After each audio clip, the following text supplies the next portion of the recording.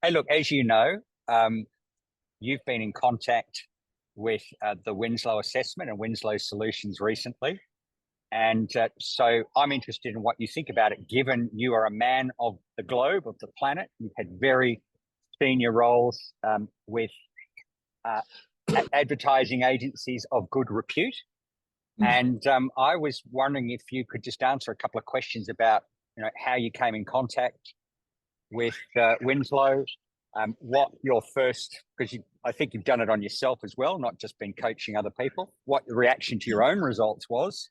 If you're doing anything differently now, is it just saying you're brilliant, keep up the good work? And then finally, what advice would you give to two different groups of people? One group is candidates, young, like I was, when I wish I'd had a tool like this to go, this is your path.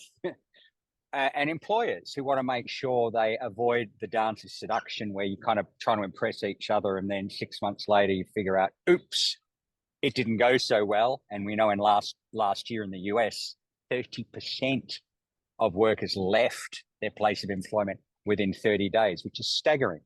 So this stuff of joyful jobs and pursuits for life, which is our ambition, this is becoming increasingly important. So I'm just wondering, those four questions, how did you come in contact? What was your initial reaction? Are you doing anything differently now? And then what advice would you give to these two groups, candidates and employers, about how to approach this assessment?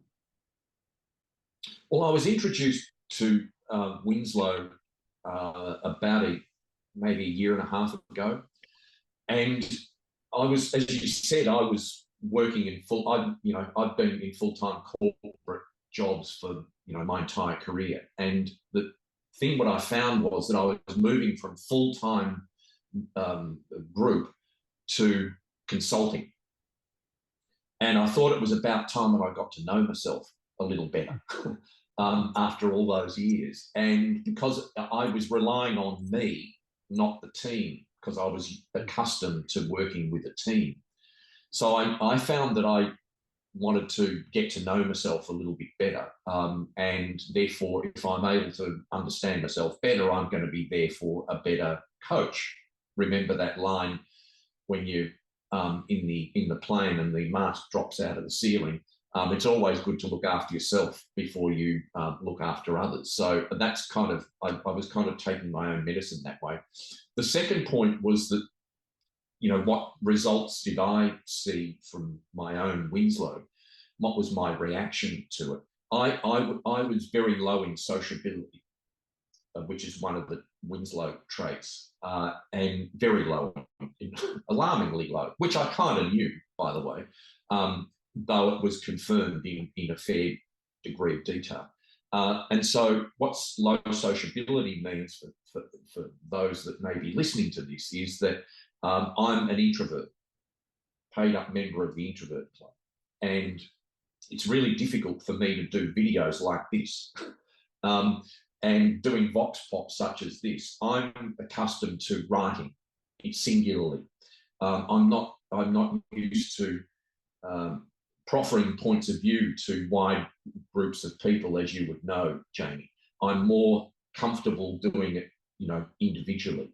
So what I've learned from this, what am I doing differently? Well, I'm doing things like this.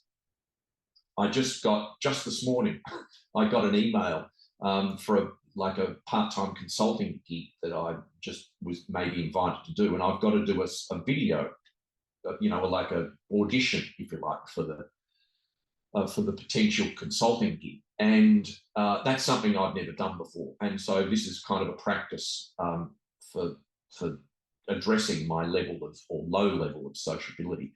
To your third point about was I skeptical or was I otherwise, or why would I go ahead and do it? Well, I know from my experience with Winslow is that it measures personality and predicts behaviours to a very high degree of certainty. And I tend to get involved with diagnostics, staff diagnostics that are robust.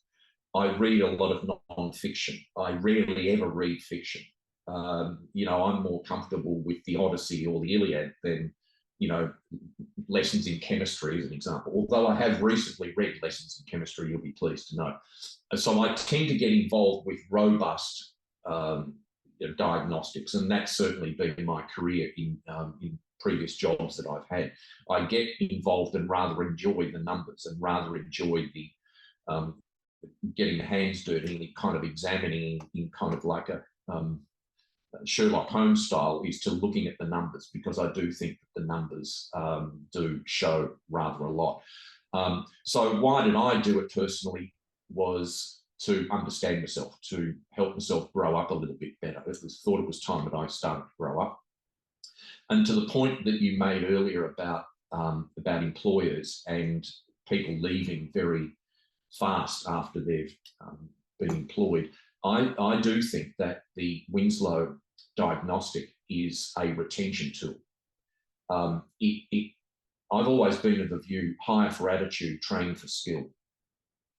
And that what Winslow does is, I understand the attitude. I know what I'm buying.